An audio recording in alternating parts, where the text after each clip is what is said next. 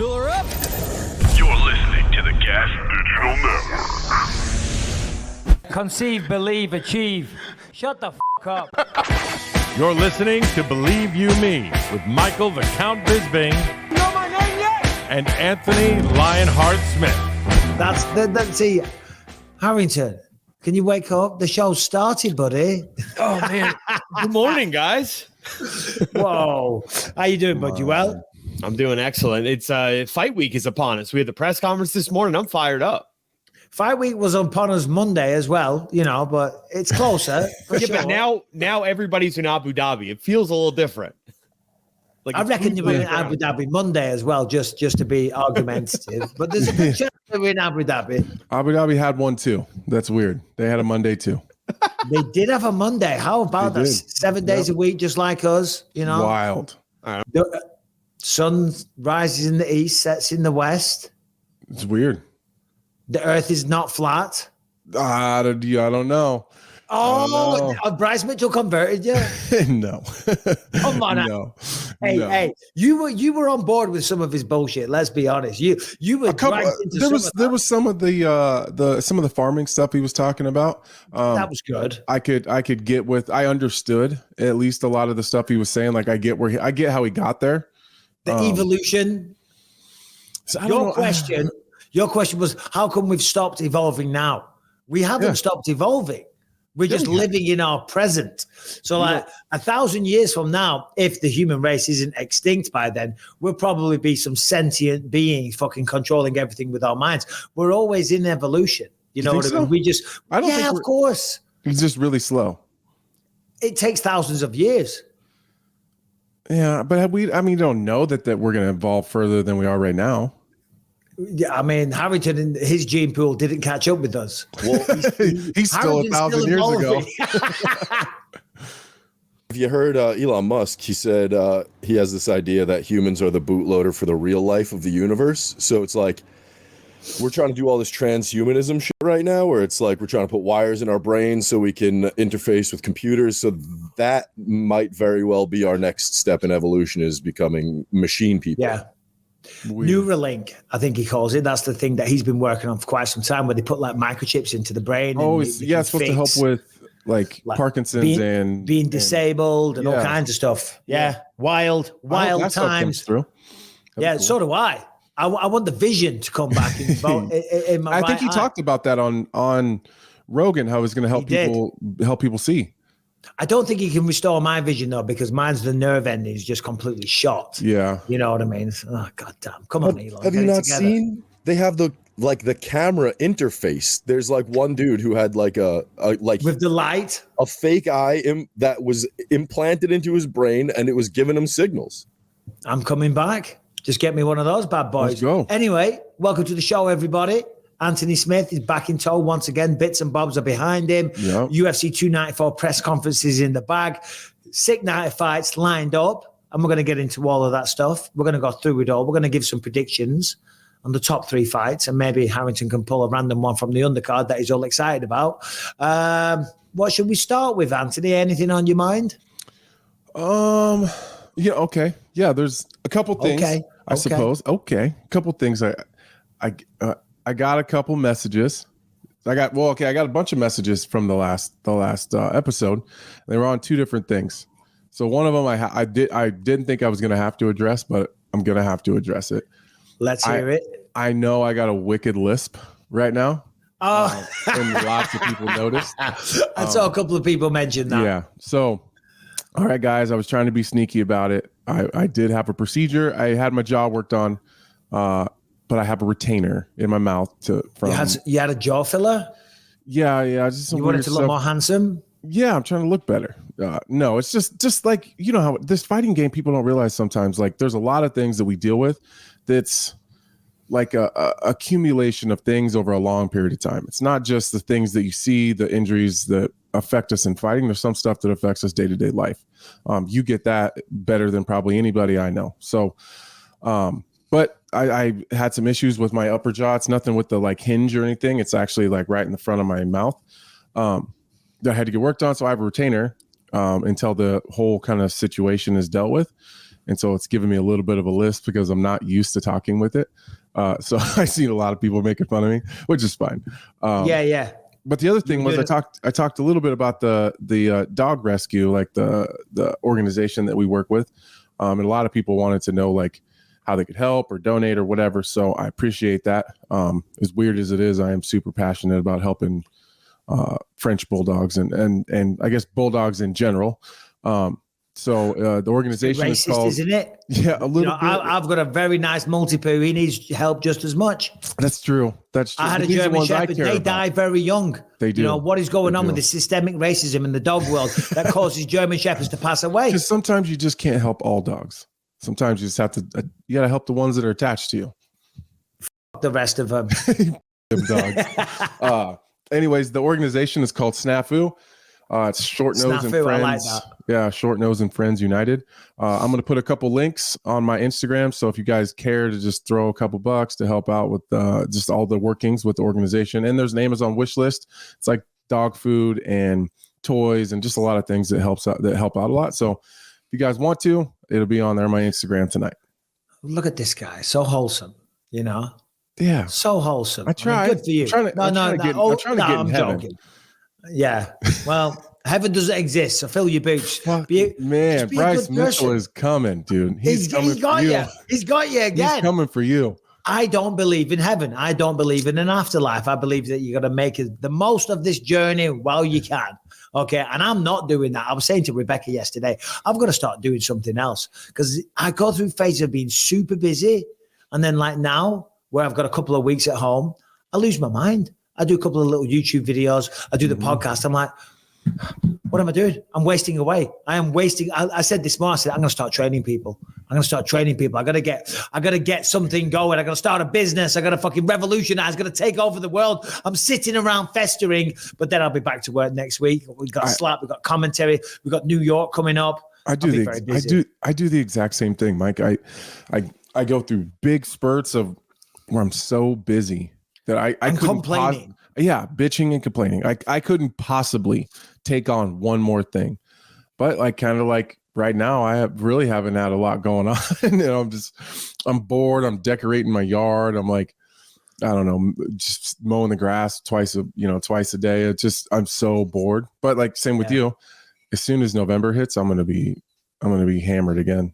I'm all over the place. But as you say, the boredom, because like today I got the podcast, I'll do a couple of YouTube videos for the channel, and then it'll be 3-4 o'clock and I've got nothing to do and I'm sitting around and Rebecca's doing her little chores around the house.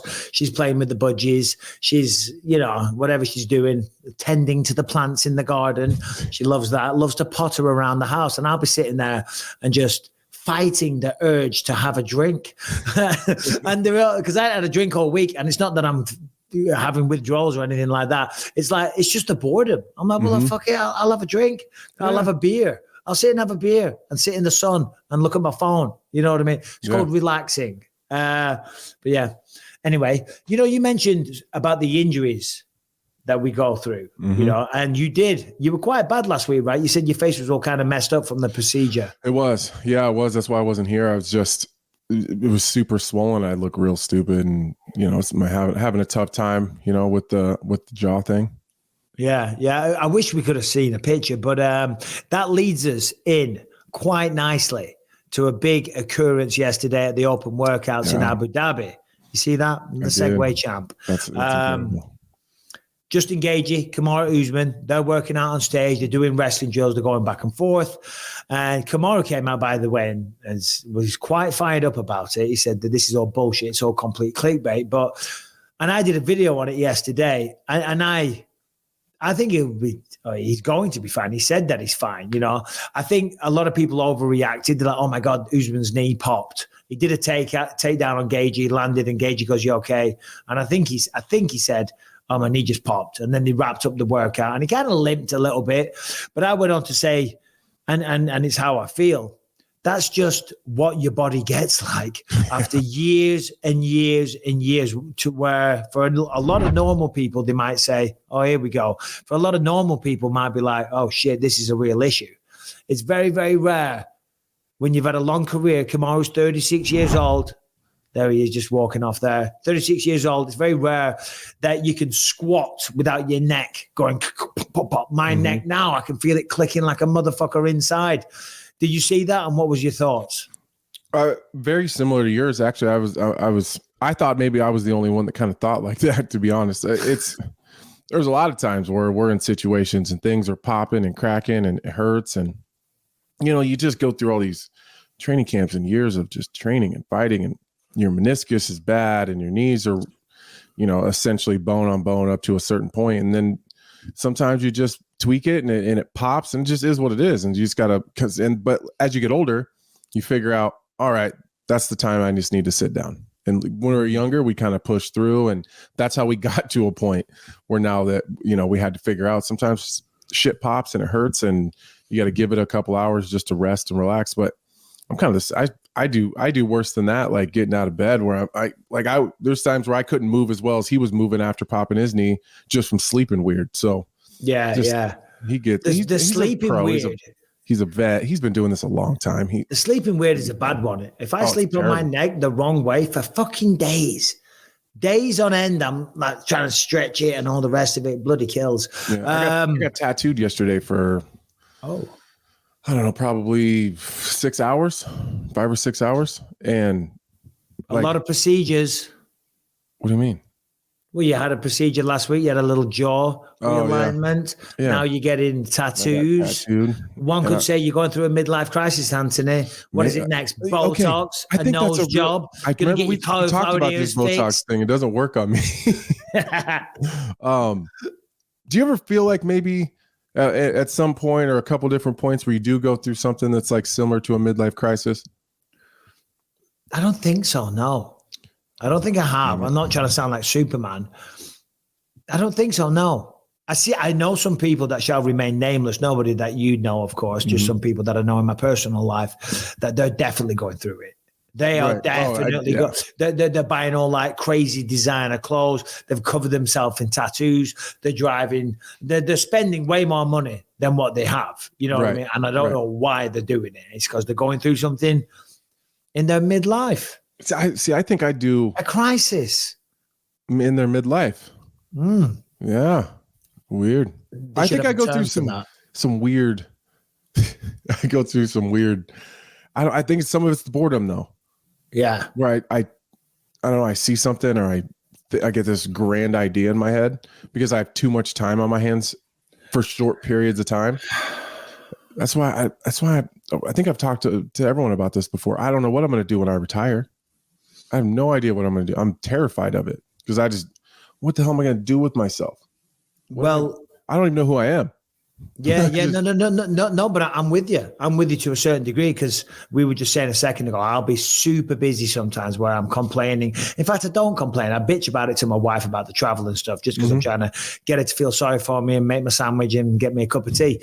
But I'm very, very lucky. But then, as I say, times like this, there's nothing on, and you start second guessing, what am I doing in life? I'm wasting my young years, because I'm 44, but I'm still a young man. I'm still in my prime. I've still got hopes and dreams and ambitions and things I want to achieve.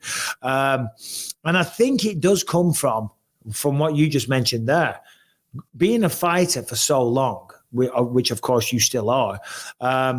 You have these big, massive goals, big objectives that you work towards for 2 or 3 months, and then you fly off to the other side of the world, and then you're done. You can rest for a while, then you go again. I haven't had something like that for a while. Do you know what I mean? It's like I need something, a goal, a mountain to climb. Do you know what I mean? Yeah, and I don't know what I'm going to do without it. And I spend a lot of money when I'm not doing, like, even this morning, I got all the kids off to school. I had to run up to the middle school and take something to my daughter. I was like excited that she forgot something, so I had something to do. Like, I'll take it. I'll go. And I went to the supermarket yesterday. That's what I went to Sam's Club today. Like at 8:30, my wife was like, "You want to go to Sam's?" Like, hell yeah, let's go. And then I'm just looking around. I'm throwing shit in the cart. I'm like, I need to find something. I find myself all the time, and it's out of boredom, saying, let's go out for lunch. Let's go out for dinner. Do you know what I mean? Just for something to do to get out of the house. By the way, it's Crimea River. I'll be all over the place. I'm in Vegas next week. Then I'm going down to Sao Paulo. Then I'll be in New York. I'll be all over the place. Then I'm going to England. You know what I mean? In 2 weeks, we're both going to be complaining. Just so everyone's aware. But it's those 2 weeks of just having literally, a podcast twice a week, a YouTube video every day, 10 minutes. Do you know what I mean? Mm-hmm. That doesn't fill a day. And I always say, right, I'm going to start reading. Since Singapore. I've only worked once since Singapore when I was getting my, when we were going over the shows I was going to do this is one of the dumbest things I've ever said. Oh, I just really want a long break after my fight. So I just took off a long time. And now I'm like, you idiot. Of course you were going to be bored, you dumbass. When you said you spend a lot of money, obviously, I don't mean like on large chunks. It's just, let's go shopping. Yeah. Well, that's what I was going to say. I mean, I'm outside of, mortgage, all that type of stuff that you have to spend. Mm-hmm. What would you say is your biggest, outgoing of frivolous cash? For me, it would be eating out. I would say, because I don't really spend money. I'm not out there buying designer clothes. I just got myself a nice new car recently, but every few years you trade in your car. I had that other car for years. Do you know what I mean? So that's fine. It's every few years. But I think, and it's not even wasting money because I love going out. I love going out and seeing other people and sitting and having a nice meal and a glass of wine or two and enjoying a nice social experience. But that I would say was my biggest outgoing. Yeah, I would probably going out to eat. It's mostly dinners because there's 6 of us. So it's not, it's like all 6 of us go out to dinner, and it's nice because we can, we got a couple friends that live really close and say, hey, you guys want to go? It's not even super nice places. A lot of times they're like bar and grills on a weekend or something, or Monday when there's football on, when the kids are done with all their shit, we'll go watch football and eat wings somewhere, just shit like that. Yeah. Probably eating out. Yeah, but when there's 6 of you and you're buying, well, not everyone's drinking, but if you my kids are older now. Though.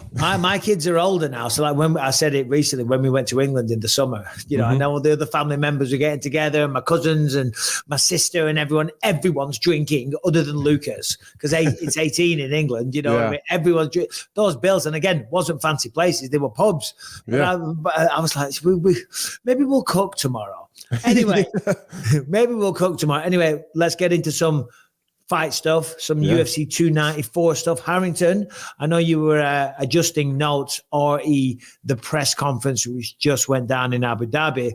What was your biggest takeaway, Harrington? Obviously, we're going to get into the top 3 fights, break them down and give some predictions. But what were your biggest takeaways from the press conference, Harrington? Well, I mean, you already said it. I think the biggest breaking news was Kamaru. He clarified the status of his knee a couple of times during the press conference and then after. I really like the back and forth between Volkanovski and Makhachev. Volkanovski said that if the roles were reversed, Islam wouldn't take this fight on 10 days notice. Islam responded to that directly and said that yes, he would, because the guy who's challenging for the belt on 10 days notice has nothing to lose. And Khamzat and Islam were both hammering that these guys are only here to get a quick paycheck, and neither one of them thinks they can win. Yeah. So let's just start with that then, because I think what Volk was saying when he said if the roles were reversed, you wouldn't do this, meaning that if he wouldn't be the one to step up and put his belt on the line, right? I think that's what he meant. So Islam wouldn't take the fight on 12 days notice with the belt on the line. Yes, Harrington? No, he was saying, if you had the chance to go up to welterweight and fight for the title on 10 days notice, there's no chance you would do this, but Volkanovski's he would. A different cloth. I think I was thinking, I guess that, thanks for the clarification, Harrington. I think he would at welterweight. Because he wouldn't be able to do it. There's no way he could just fight on 10 days notice for the belt.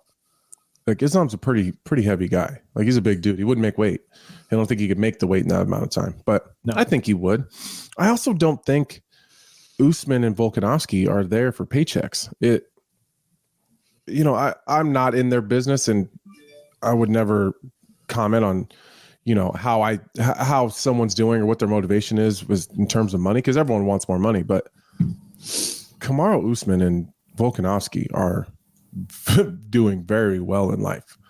And it's not like they're not going to enjoy the nice paychecks that I'm imagining that they got, but they don't need them.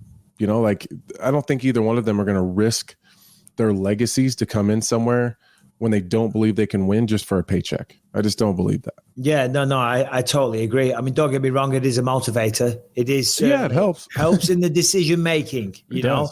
But I think ultimately, Volkanovski wants to be a double champ. And it's like what Islam said. Islam had a great line. I think it was yesterday. He said, well, there's lots. He said, because he wants to fight the winner of Colby and Leon. I don't know if that'll happen, but God bless him. And I'd love to see it if he pulls it off against Volk. And someone said, why? And he said, well, there's many UFC champs. There's only a handful of double champs. And you know, it's kind of a fair point. You do separate yourself from the group of champions as a double champ. It's a very exclusive club. But yeah, I don't think money is the motivator. And to be honest, for all those, other than Khamzat, to be fair, and I know he has friends in high places and probably generates a lot of income through other things, you know, like sponsorships and just through high net worth individuals that maybe he rubs shoulders with.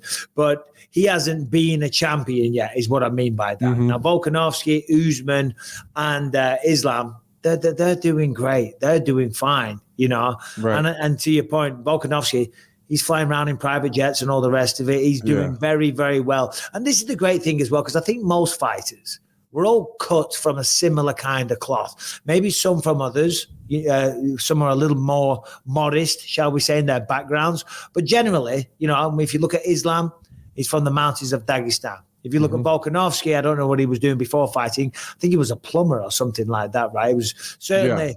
He wasn't born with a silver spoon in his mouth. So money is a motivating factor, for sure it is. But as you said, to your point, I don't think it will cloud the judgment to where you are going to risk your legacy. No, and for anybody that would even, if you just listen at home and that maybe that was something you thought, like you're not listening to what Volkanovski and Kamaru Usman have been saying for the last 10 years.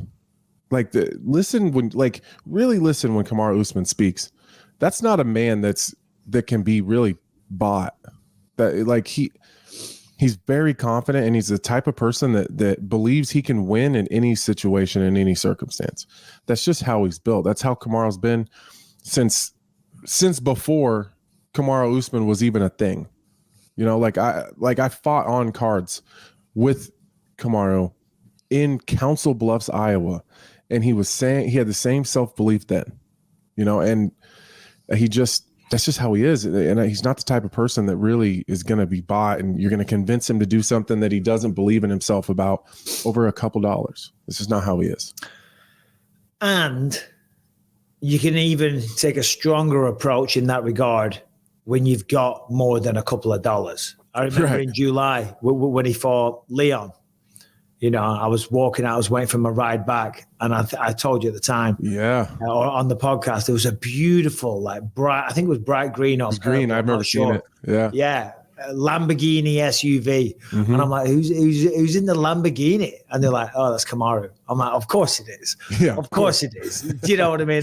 Now, he doesn't live in England, so he probably rented that, but I'm sure because he likes the finer things. You know, he's got a lot of style and he's certainly made a lot of money. So God bless him. Right, today's show is sponsored by Premier Fight Picks, top combat sports bettor and analyst with a 70% winning record. Publicly tracked over 5 years, Bardia has been on fire. Bardia Helmet, that's who we were talking about. He's been on fire as of late, profiting on 8 straight events while hitting on 14 out of 19 belts. For last weekend's UFC Fight Night, he had a clean sweep, cashing on underdog Edson Barboza and Michel Pereira to win inside the distance. So if you like to bet on fights and you're looking for help picking winners, then visit PremierFightPicks.com to subscribe. With Makhachev Volkanovski 2 and Usman Chimaev right around the corner, as well as Fury Ngannou, Jones Miocic, and lots more coming up soon, it's the perfect time to sign up. Bardia is offering weekly, monthly, and yearly subscriptions to get you in on the best MMA bets, quick picks, and expert analysis. There are 5 current bets posted for UFC 294, including a parlay, a few props on the highly anticipated main and co-main events. And in addition, there are already 4 future bets posted, including big plays on the upcoming Prochazka versus Pereira and Edwards versus Covington. Sign up now to view all of this content and much more. Lastly, follow Bardia on Instagram at Premier Fight Picks, on Twitter at PFP Handicapping for access to free bets, fight breakdowns, and analysis. Stay tuned, as there will be a free bet given out for this weekend's UFC 294 from PremierFightPicks.com. I guess we'll start there. We'll talk about this fight because Khamzat and Usman, and I have a lot of respect for Usman. Tell me what you think of this, because I don't want to be insulting, but I've got to speak my mind. I've got to speak my mind. Gotta be honest. Yeah. The speed is going to be a real factor, I think, for him, because I think, and maybe I'm wrong, because I'm basing a lot of this on 2 things when I say I think Usman slowed down a little. And I say that with great respect, but it happens. It does happen. And when you have wear and tear on your body, and when you have the knees that go pop goes the weasel, and the weasel goes pop, right? Whether they popped or not, right? There's issues with the knees. That's well documented. People know about that. He spoke about it at length on the Joe Rogan podcast. That has an effect. And as you're getting older, and when you're losing 2 fights, and in the Leon fight, I thought he looked a little slow. And as I said the other day, maybe that was because of the knockout. When I looked at him on the open workout the other day, it looked a little slow. Now, again, granted, sometimes people are of 2 mindsets. And let me ask you this. Sometimes when I was doing my open workouts, I would fucking go as fast as I can, because I'm an egomaniac and I want everyone to look and go, fucking hell, he looks sharp, he looks fast. Where some people come out and they just pitter patter. Do you know? Maybe yeah, I just blew it off. Side. I just blew him. I blow them all off. Do you really? Yeah, I don't even really want to do it. So I'm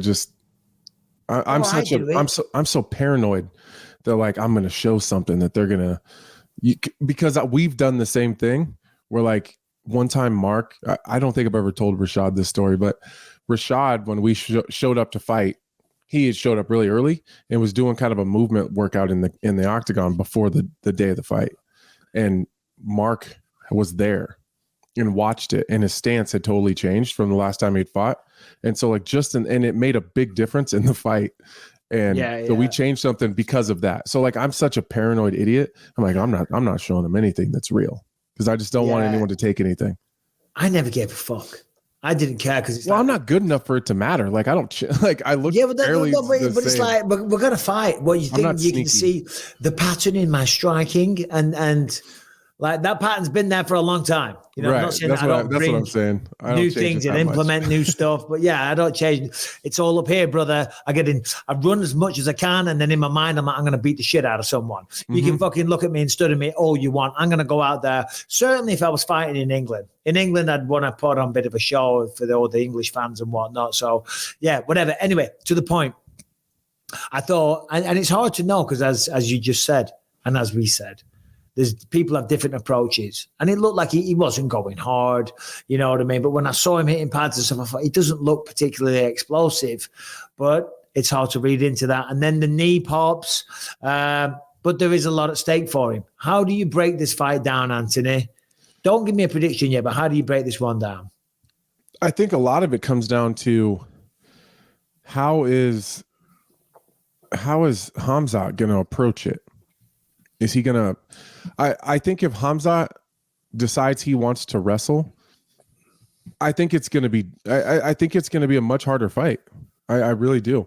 I know that sometimes Khamzat seems to want to prove a point. You know, he kind of in the bigger moments of his career, he is, other than the Gilbert fight, which I'm not faulting him for, because Gilbert is one of the last guys in the entire division that you want to just go out and start grappling and end up on the mat with. But in the bigger moments of his career, when it really mattered, he always chooses to fight and take the fight where he's most comfortable, which is the wrestling part of his game. He did it in the big fight with the Leech, and then he did it with Kevin Holland. And then he didn't do it too much with Gilbert Burns, because a little bit at the beginning, and he backed out because I think he felt that's somewhere I don't really want to play too much, because Gilbert's good and you can get caught. He didn't have to in some of those earlier fights because he was just so much better. He was able to, crack on those guys, and they all kind of went away. But as the fights got bigger, more important, he did choose to wrestle. I don't know that he's not going to be able to manhandle Kamaru like he did Kevin Holland. He's not going to get the takedowns as easy, I believe, as he did with the Leech. So I think that if it turns into a wrestling match like that, I think that it's going to be a really competitive, close fight. And I just, with it being a short camp, if he just keeps it a striking affair, I do think that the speed and power advantage, without Kamaru having enough time to really adjust to the weight class and the speed of it and the carrying the extra weight, I think that he's going to be at a disadvantage on his feet. I agree. I think he will be at a disadvantage speed-wise, not because Kamaru may have deteriorated from what I was saying before. No, not because of that. I just think Khamzat is naturally a faster guy. Mm-hmm. I'm basing that on some of the sparring footage I've seen and some of the pad work and stuff I've seen. He does have very, very fast hands to go with the wrestling that he has. And the wrestling is a very good base to have, and he's good at it. I saw it embedded just this morning. He was talking to DC. But then I go back. Sorry, now I'm just like, as we're talking about it, then I go back to, like, we're just saying, like, kind of bluntly, like, okay, if it's on his feet, then Kamaru's going to be a disadvantage because of the striking. Well, like, he had no problem other than when he got caught early and dropped with Gilbert Burns. He stood right in front of him and kind of took Gilbert Burns out with a jab. Khamzat? No. Oh, Gilbert. Yeah, no, sorry, Kamaru. Yeah, Kamaru. But then Kamaru or Gilbert and Khamzat fight, and it's like a really competitive back and forth. And I think Gilbert landed a lot of big shots. Like, Gilbert was way more competitive with Khamzat than he was Kamaru. Again, styles make fights, and it's a little different, but styles make fights. And again, I'm not discrediting that at all, because there is something to that. But you've also got to factor in that with Gilbert and Kamaru, there was a lot of personal tension there. They were very close. They were teammates and all the rest of it, and they sparred with each other all the time, so that gave Gilbert the probably, it takes away the unknown that we talk about. It takes away the unknown. It also gives him confidence, because he's probably like, I land on you in the gym quite a lot, and I know the shots to get you with, and you know the shots to get me with. I'm just saying that's a bit more of a complicated puzzle. Yeah, it's a little more complex. Analyze. Yeah. But just going back to Khamzat, he was on Embedded today. He picked up DC like he was a little girl, right? They're having a little mess around wrestling. He grabs DC, picks him up. I'm just saying, that's a strong boy, okay? Because I don't know what DC's weighing these days, but it ain't nowhere near 265. Love you, DC. But he's constantly getting bigger and bigger suits at the UFC. I think he's trying to lose a bit of weight these days. Actually, last time I saw him, he'd come down a little bit. But either way, picking up DC, and it wasn't like, well, he's nowhere close to 185.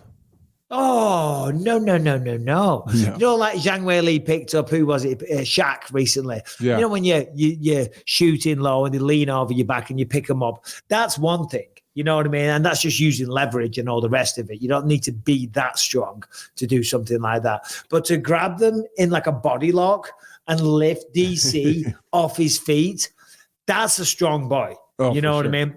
And he's naturally a bigger guy, 6'2" to 6 foot on Kamaru. I don't think Kamaru gets embarrassed. Obviously, I'm leaning towards Khamzat. I'm rooting for Kamaru, I will say, because he's such a great human being.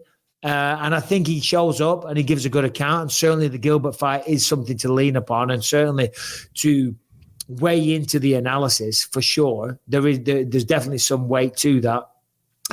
I think Khamzat's younger, he's fresher, he's on a roll. Mentally, he's got that undefeated streak. He sees Kamaru losing his last two, so this is a lot of stuff to work on the mindset for Khamzat. He looks at him like as damaged goods.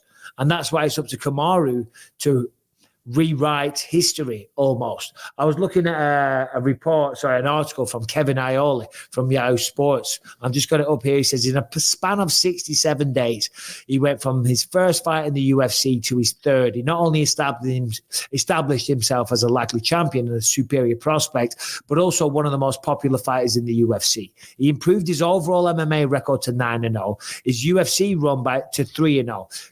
Finished Phillips by Dars, Reese McKee at 3 minutes in the first round, and then in July, stopped Gerald Mearchart. In those three fights, he landed 87 of 120 strikes, absorbed one significant strike, and completed 3 takedown attempts. That's insane. You know what I mean? It's insane. That's it is crazy.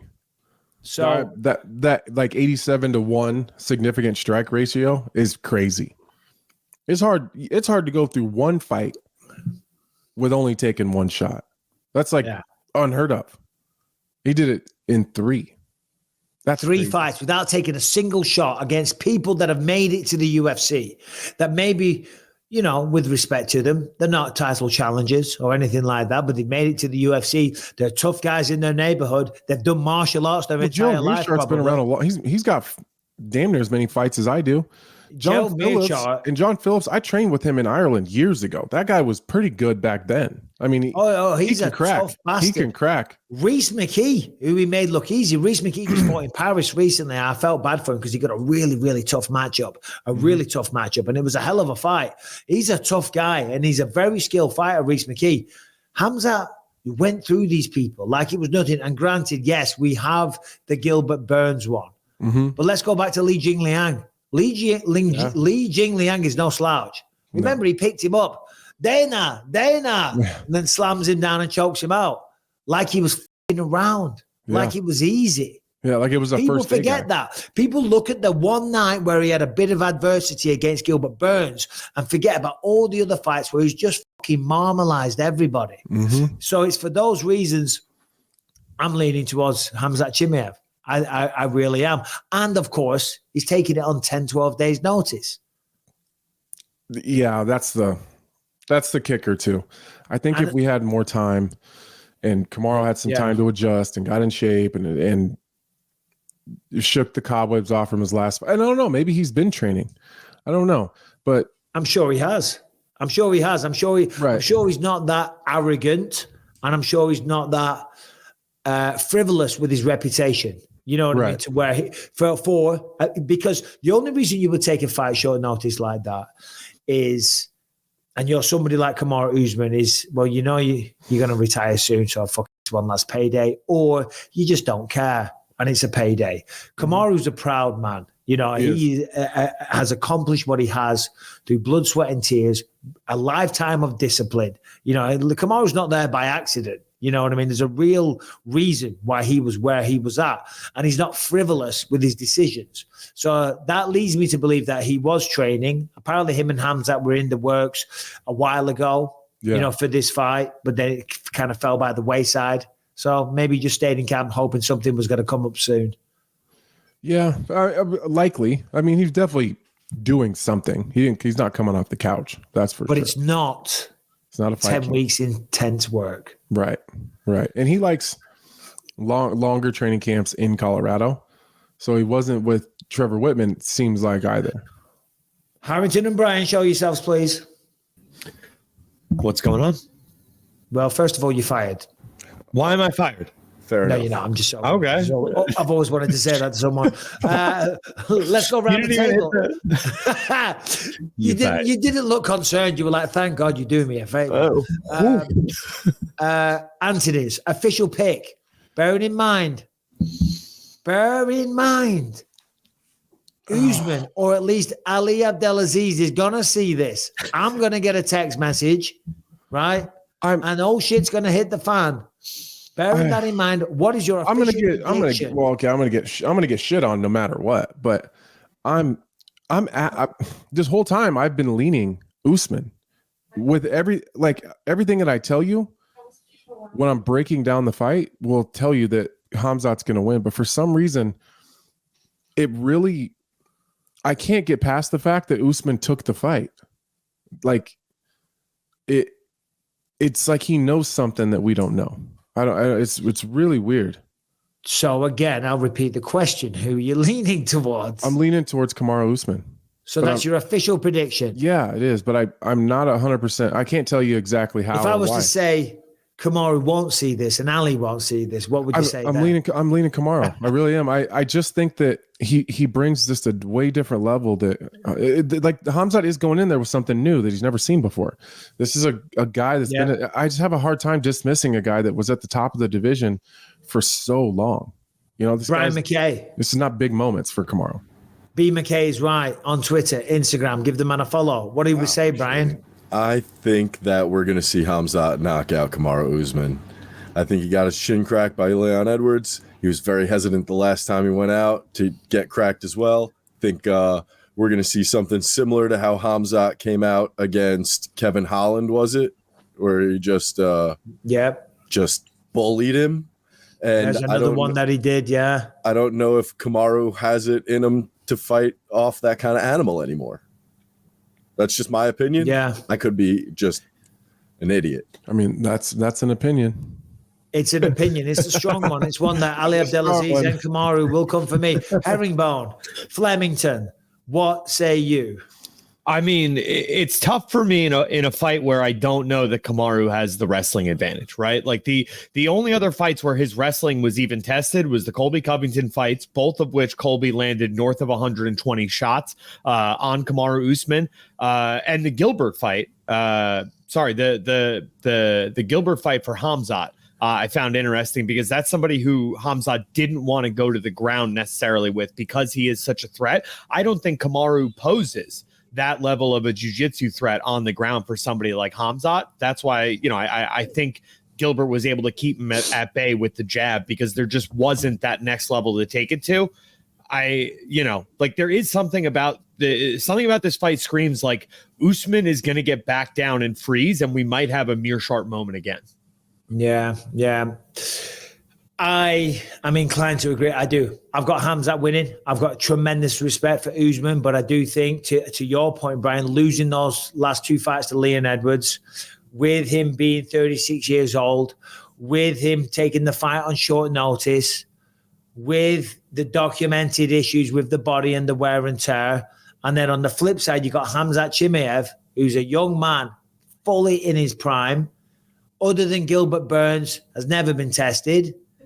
And yeah, all right, you can look at the Kamaru fight, but let's keep it real. Making 170 was ridiculously hard for Khamzat Chimaev. We've got to bear in mind that he's probably more suited to 185 than 170. Now he's at his proper weight class. And I know a lot of the guys at Block Asset, and they've been following him around, and they told me those weight cuts were fucking insane. And they said, he wasn't necessarily the best in terms of following the diet, shall we say. So he made it even harder for himself, but that's his fault. So those weight cuts were extremely brutal. Now at 185, his gas tank is ridiculous. He's extremely strong. He's picking up DC. He's fast as fuck. He can wrestle like a mad Chechnyan. He is a mad Chechnyan. He's got knockout power. He's ripping pets' heads off. I've got fucking Khamzat Chimaev all day long. Sorry, Kamaru.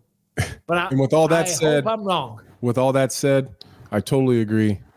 I'm going Kamaru Usman. Yes, good. No. I listen. I like Khamzat. I've had dinner with him. He was a nice guy. He was great. But yeah, Usman's a gentleman. He really is, and he's a class act. And I wish him nothing but the best. So you can speak to this though, probably better than anyone, Michael. Like, what is it? Like, Usman's never stepped in on short notice before. See, that's what I'm saying. That bothers me. It bothers me. He's never stepped in short notice. Like, why now? As why somebody now? like in your late 30s, not putting the wear and tear of a training camp on you, could it be a massive advantage for Usman? Well, the wear and tear of a training camp, it's not so much the wear and tear of a training camp, it's the wear and tear of a career. Right, Anthony? Yeah. Wear and tear in a training camp, they're called injuries.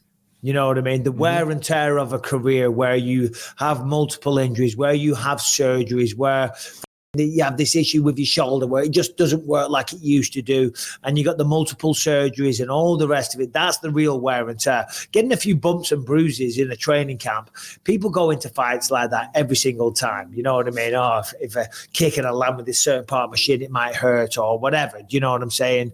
Bit of a cut, whatever. That's easy. That's walk in the park stuff. The real wear and tear on the body after a lifetime wrestling and fighting at the highest level, which Kamaru has done for years. Yeah, that's a stretch, and it's tough coming in short notice. To answer your question, Anthony, I think, and it's just a hunch, could very well be wrong, it's that carrot dangling. Fight Sean Strickland for the champ. It could be for the belt. Like it just I can't get past that has to mean something.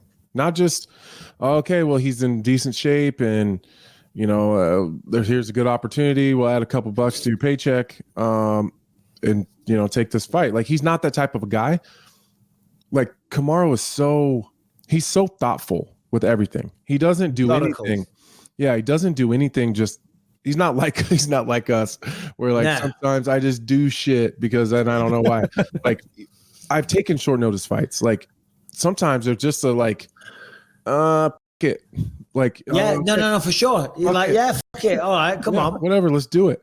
But like, he's not that type of a person. So and it's maybe it's just because I know him, better than most. So I don't know. I just want to know what's like, why. It's not like he's never been offered short notice opportunities, like really big ones. It's not like he hasn't had the opportunity to take these before.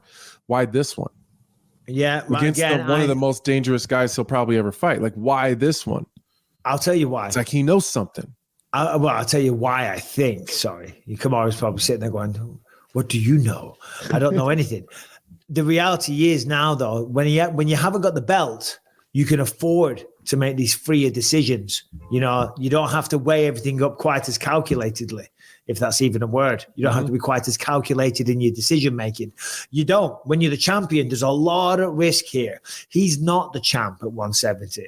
With respect, losing 2 in a row, even though he's still ranked number 1, he's not going to get a title fight probably unless he wins a couple of fights. So now that pressure's off. He can make these decisions. He can be a bit more carefree in who he fights. He's going up to 185. And then because he can fight Sean Strickland if he wins. So, I don't have the belt. And maybe I get the reputation of being a badass. And I know that he's not concerned with that. He gets to make some money. He gets to get redemption. And he gets a shot at the middleweight title. I think when you weigh it all up there, I think that's enough to make him make a decision. Anyway, give us a 2-shot, Harrington, Brian, because I don't think I can look at Harrington that long. Ed, I want to get your perspective on this. And the reason I said a 2-shot is because Harrington and Brian don't fight. I was thinking about this morning when I was working out. I use that term loosely. I was on the Peloton. It's like a woman's workout. No offense to all you women out there. I ride the shit out of my Peloton. I know I do. I love it. I sweat like a bitch. I know. I'm riding a Peloton, drinking a pumpkin spice latte. Oh, dear. Well, you know what you could have done? Just not have the pumpkin spice latte, and there would have been no need for the Peloton because that's got about 700-800 calories in it. Well, now I need the Peloton. I got to work off this latte. I'm having black coffee. Black. Like a man. Black like a man. I've only just started having it black. And the best men come black. Ish. I'm trying to think of something to come back with, but I haven't got anything. Oh, man. What was I saying? Oh, so at the press, I saw this at the press conference here, when Dana squares them up. And it just got me thinking about this, and I was thinking about my own career. And I want to ask you, Khamzat and Usman, they square up. And they lock eyes. And they lock eyes for a while, right? And wherever they were both looking, they were following each other. And, there's always, you must have had conversations with your coaches, or with yourself. You lock in. You're like, I'm not looking away. And because there's this stupid theory that the first one to look away, they lose that battle, right? You must have heard this notion. Oh, yeah. Yeah. Oh, yeah. And it's total bullshit. It's all bullshit. Is that because maybe Mickey said it on Rocky or something? I don't know where it originated, but we have this thing in our minds now that you got to lock eyes, and even from the other side of the octagon, when you're fucking looking at each other, you're walking back and forth, I can't look away. Can't look away. You know what I mean? It's like the real power, the real strength comes from God's fuck your fucking vision. I'm doing my thing. I'm going to talk to whoever. Do you know what I mean? Mm-hmm. So what do you think of that?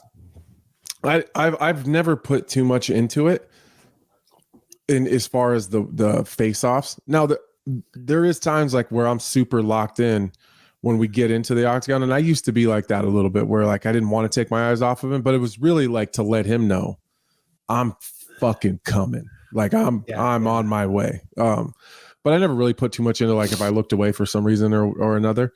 And I think John Jones has kind of dispelled that. Because he's always been a weirdo in the face-offs. Looks at the floor, looks off to the side. Well, and he'll he kind of makes it weird where he won't look at you, and then he'll like kind of peek at you just a little bit and just keep on looking. It's weird. He looks uncomfortable. He looks very uncomfortable. Oh, I think he looks very comfortable. He just knows what he's doing. I felt like he was very uncomfortable when we were like facing off. It was weird. He feels socially awkward when you're around him. It's weird. But then he gets in there, you're like, he's not uncomfortable anymore. I thought he was going to be uncomfortable. He's not uncomfortable. Wait. He was going to be uncomfortable. But I won the face-off. Yeah. He looked away first. Yeah. Bang. Right. Keep your eye on this one, dickhead. Yeah, he's not uncomfortable anymore. Yeah. All right, today's episode is sponsored by Xbar. Xbar is the new home gym that you can take on the road with you anywhere. You can target every single muscle in your body with this one singular piece of equipment. They very kindly sent me one recently, and I tell you, it is fantastic. Certainly, if you're on the road a lot, this thing will come in very handy. But even at home, you're going to find that you're going to be using this quite a lot. The Xbar is an easy curl style bar that uses resistance bands instead of weights. Very simple. It comes with 5 pounds to 480 pounds of muscle building resistance. And obviously, there's so many different exercises that you can do. It's a bar with some bands. And as I say, it can go from 5 to 480 pounds. So just look online. There'll be a tremendous amount of different exercises that you'll find that you can do. It's a full gym in the palm of your hands. It's great for travel. You're going to get a sweat on. You're going to get a pump on. You're going to feel great, look great. I mean, what more do you want? It's safe for your joints. It gets a lifetime warranty. And it has over 1,000 5-star reviews. Made that 1,001 because I love mine. Thank you very much. 1,001 5-star reviews. Go to xbar.com/pages/believe and use the code BELIEVE for 15% off and free shipping. That is xbar.com/pages/believe. Code is BELIEVE for 15% off and free shipping. One more time, that code is BELIEVE. Anyway, we're going to get to Magomed Anvkeliev versus Johnny Walker because I want to get your perspective on that because, as I said earlier, no one on this planet will have the perspective that you do. But let's get to this main event. Islam Makhachev versus Volkanovski. Kind of a similar scenario. Volkanovski stepping up on very short notice. We kind of went through it all before. What do you think? What do you think happens? Man, I think I'm in a similar position as you when we were talking about the last fight with Usman and Khamzat. I think I'm rooting for Volkanovski because I want, and really, I don't really have a deep connection to either one of these guys, but I think I'm rooting for Volk because I want people that dare greatly to have it pay off. I just think it'd be a real cool story, at the end of it. I just have a tough time seeing him beating Islam on short notice without the opportunity to fix some of those, to make some of those adjustments over a long training camp and adjust to the weight. I think that Islam is going to get some takedowns. I think that he spoke in the presser in his media day about maybe giving Volkanovski too much respect because he was another fellow champion, that he respected him more than he should have, and maybe didn't really go at him the way that he typically would. So I do think that we're going to see a more aggressive Volkanovski, but I also think we're going to see a more aggressive Islam. So I think that he's going to chase those finishes and really chase down a finish on when he gets a takedown. He's already showed that he can get takedowns. Volkanovski showed that he can get up. I just think without a long preparation for a fight like this, it's going to be a little bit of an uphill battle. I'm leaning Islam. I just think that it's too much on short notice for Volk. Yeah, and I'm kind of leaning with you. Listen, I like Volk. I like Islam as well, to be honest. I've just had more interactions with Volk. So when I was out in Perth, Australia, I was a little bit there, and I've just interacted with him more. I like Islam though. I like Islam a lot. I think he's phenomenal at what he does. But all the chips are favored on the side of Islam. They really are. And I've got a little list here that I did. Look at you preparing. Why Islam wins? No, I did a YouTube video on it, so I'm going to regurgitate the same point. So, but it's true. First of all, he's had the full training camp. Yeah. He's had the full camp, right? You can't forget about that. And Islam's style is predicated on wrestling, okay? Volkanovski will have been training. He will have stayed in shape and all the rest of it. But he can't go 5 rounds wrestling at a high level like Islam can, right? Bilal Muhammad came on here and he talked about how crazy Khabib pushes them in the gym. You know what I mean? It's like legendary how hard they push. So he's going to be at a deficit there. Of course, Islam's already won. Right. So he knows mentally and psychologically he can win the fight. He knows mentally and psychologically he can take him down because he did do a good job of taking him down. Whenever he actually managed to get his hands on him, most of the time it would result in a takedown. He's got Khabib there with him as well. Right. That's his little good luck charm. Khabib wasn't there in he's not going to be in Australia. He's not going to be in his corner or in the building, though. He's playing football on the embeddeds for $10,000 a pop. Really? Yeah, Those Pakistanis, they're playing football, and the winning team gets 10 grand cash. Wow. Well, he said in his media day that it's not fair to the other people that would want Khabib. The other people on the team. So he is there with him. I believe he's obviously there with him, but he's not going to corner him, and he won't even be in the arena. Brother, this is number one bullshit. That's what I would say. If I was Islam, like that's. I'd say everybody else. Is everybody else fighting for the lightweight championship of the world? Is everybody else representing Dagestan at the highest level? Is everybody else fighting in front of the sheiks in Abu Dhabi on pay-per-view? Are they? Because I'm pretty sure they're not. This is number one bullshit. That's exactly what I would say. He's naturally, go back to my list. He's naturally heavier. Okay, he is the bigger guy. Volk said that he's had a smile on his face. Okay, and he's had it ever since he got the fight. But on the flip side, Islam has pressure. He has the preparation. He has the momentum of a victory. And he also has the opportunity to close this chapter down once and for all. You know, so that's big. That's big motivation. Yeah. Volkanovski been nipping away, right? He beat Volkanovski. Volkanovski was still named pound for pound number 1. You know what I mean? Talk about motivation for Islam to think, you know, I'm going to finish this guy in style and shut and close the door on this. And I never want to hear the name Volkanovski ever again. He's got the hometown advantage. Last time he had to fly down to Australia, right? They don't speak Russian there, right? The food isn't the same. Yeah. There's jet lag. There's a 15-hour journey. You got to deal with the sleep patterns and all the rest of it. The resources, the people around you, your coaches. I'm sure they're going to get, and then I'm sure Volkanovski is getting taken care of very, very well also. But I would assume that Islam's getting the red carpet treatment, bouncing around with Khabib. You know what I mean? Volkanovski said he's looking for the KO because, and I understand it, because he knows he probably can't go 5 rounds at the same pace as Islam. Well, going for the KO, that will make you get tired faster.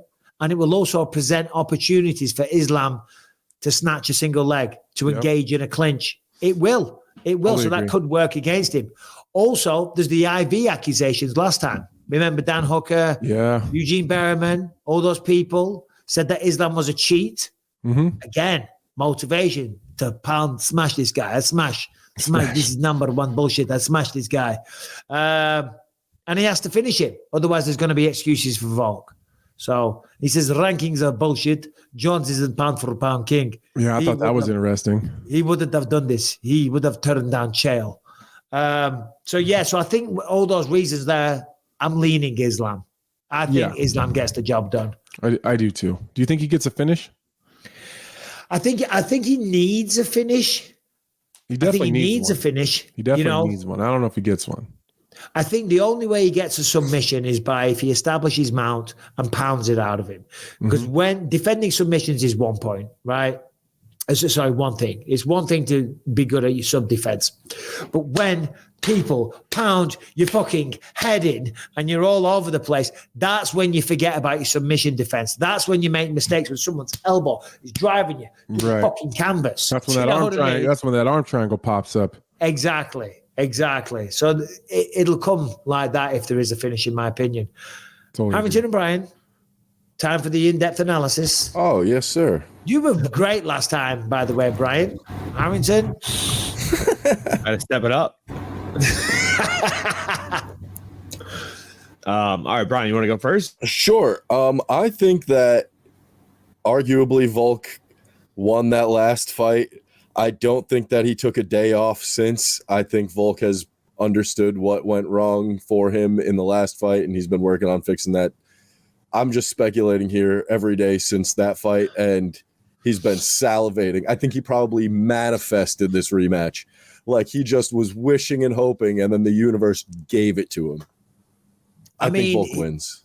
He did have another fight against Yair Rodriguez, and he looked sensational, got the stoppage. But he did also have surgery. And Not he did that have a long baby. Well, he looks really good 3 months ago. Just having a baby. Yeah, I know. It's great. I mean, Volkanovski lost that baby weight real quick. Six-pack is back. That fucking blubber weight just goes to show breastfeeding. That's what you got to do. All men out there, when you have a baby, you got to breastfeed. You know you can lactate and you can menstruate, okay? Breastfeed. You will be looking like Volkanovski in no time. Totally agree.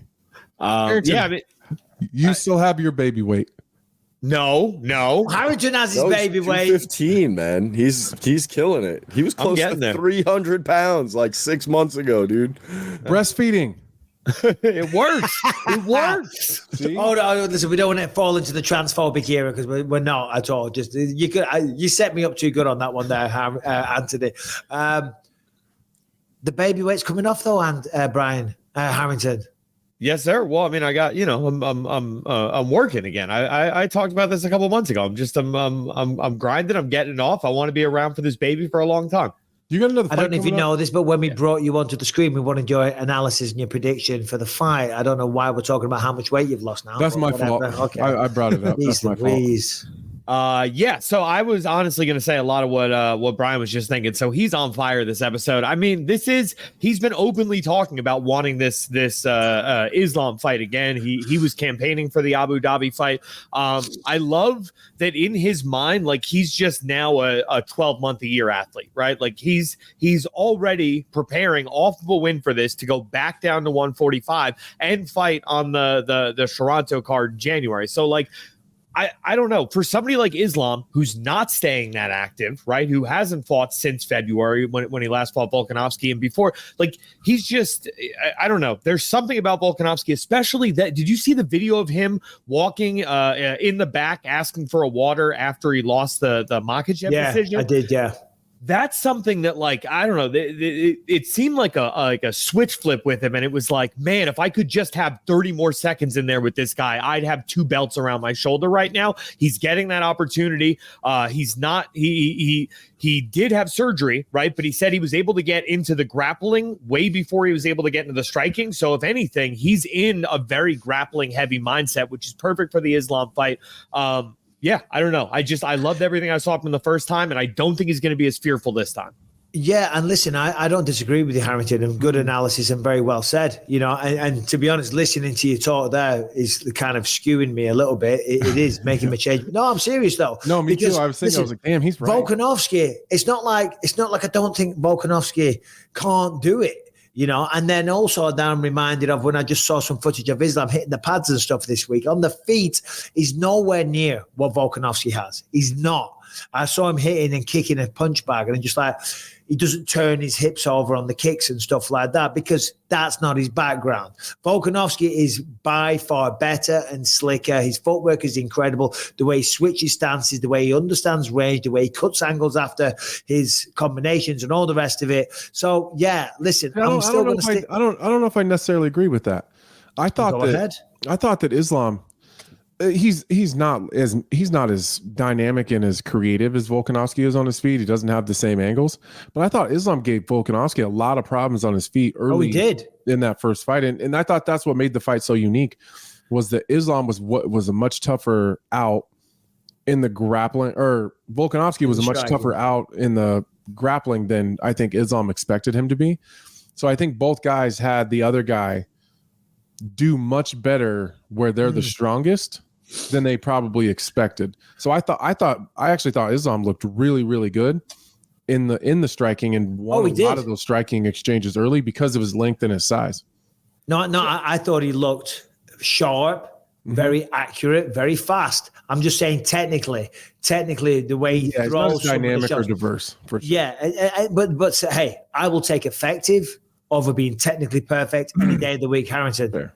So what I was going to ask is, like, could the success we saw in Islam striking early on in that fight be beholden to the fact that Volkanovski, like everybody talks about when they're fighting a wrestler and they get caught with the hands, he was so preoccupied with the idea of a takedown that once Islam was able to take him down and Volkanovski was able to not get choked out, he was able to keep getting back up and really frustrate Islam and start to turn the tide in the grappling towards the end. Then he took over on the feet significantly. Yeah. So I'm wondering if he goes into this fight being like, screw it. If I get taken down, I'm getting back up. I'm not letting this guy beat me on the feet.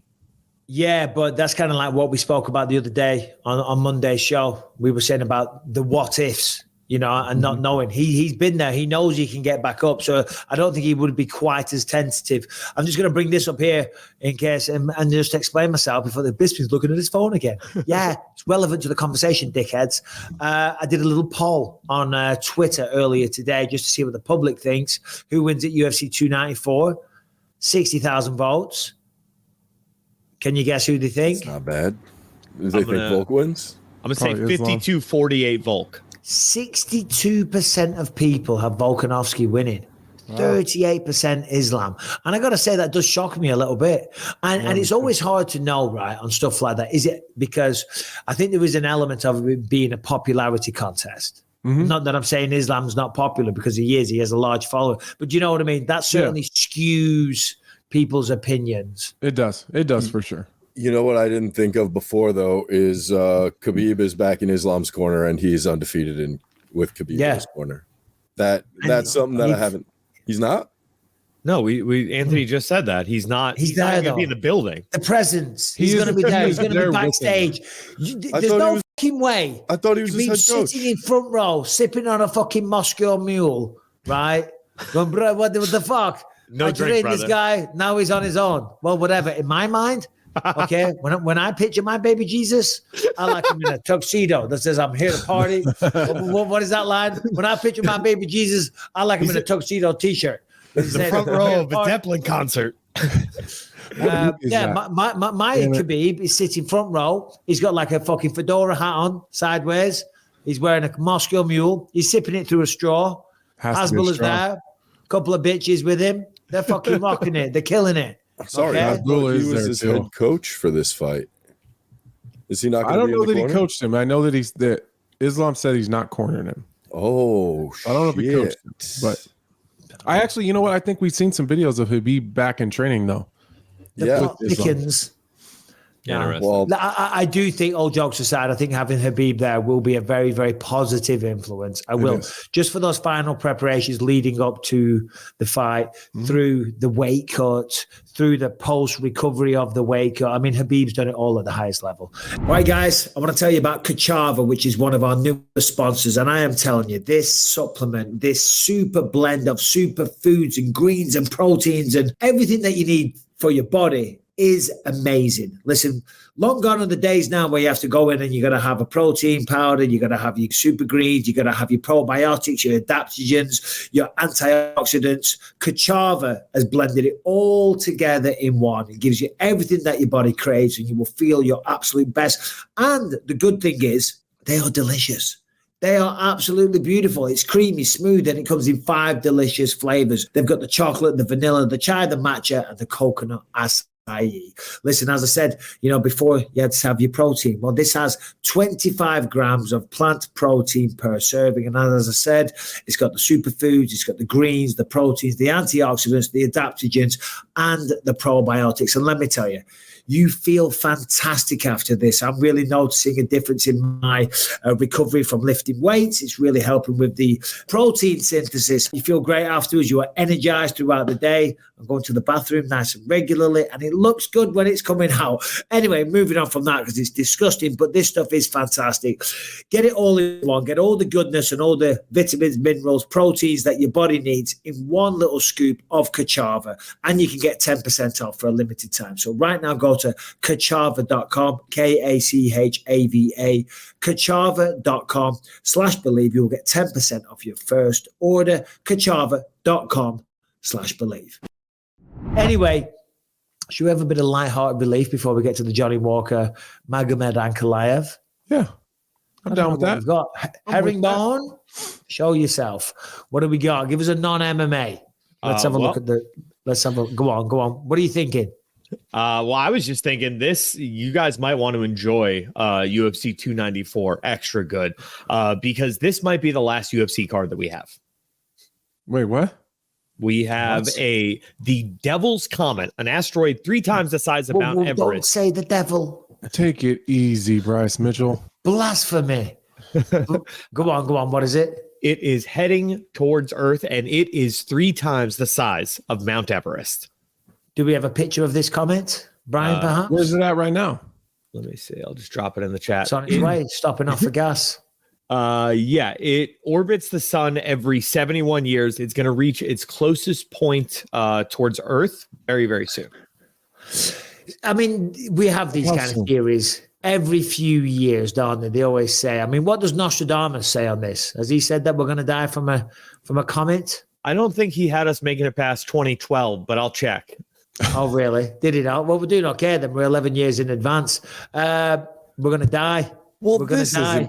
This isn't a picture of the comet. This is like some wild Hollywood Show me what bullshit. it is. There it is. That is computer generated. No, that's the real deal, Mike. Someone went up there with their iPhone, snapped that picture and sent it and said, this is well, what's they've got out a new zoom on the new ones. It's amazing what you can pick up on them. Right. You know, right inside of the crater. Harrington, when's it supposed to hit? It What's likely that film? That's less scary looking. That's actually a picture of. I mean, that is actually, I mean, that's massive. Look at that thing. Yeah, so it's probably not going to hit, but this is the closest it's going to make it to Earth for the next 74 years. What was that movie with Mike? Bruce Willis in? Armageddon, dude. Armageddon. It's Armageddon, bud. It's one of the most classic bad movies of all time. Bad movie. Absolutely. Oh, terrible. No. You don't like Armageddon? Oh, I love terrible movies. Yeah. Yeah. Do you know what I watched the other night with Lucas in the movie Appreciation? What's that? Alien, 1979 classic. That's amazing.